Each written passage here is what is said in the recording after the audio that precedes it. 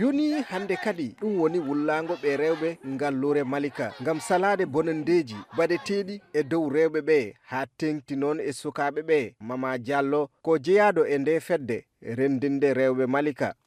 Men ari ɗo manifestation pour haalugol ko ɓe woni wadde sukaaɓe ɓe waɗoɓe violence. Président Diomaye Faye ɓe fof ɓe wallito men pour affaire violence puni waɗa hen punition daro hen no feewi ha ko waɗi ɗo Malika o hara en yiyata ɗum hande kadi e aduna o yo gas dal men yiɗi notto wonde dal. Ɓe rewɓe ina ñaagui laamu ngu nde ɗaɓɓata peeje yewtinde e nden ka rewɓe e sukaaɓe e biyol Fatuka hoddiɗo jinnaɗo Diary Sow. Min jinno noon yo laamu o dara hen jaggirana rewɓe jaggirana sukaaɓe ha kay ɗum hay si ɗum ittaki ne ɗum usto ko moƴƴi ko moƴƴi ɗum dal min goytoto no heewi torop haɗa yiya wonɓe e nder cuuɗi mumen heɓe mbaɗe violence mo ganduɗa ɓe mbawamo lay. Fandare seppo ngo ko mettinde warngo Diary Sow o suka debbo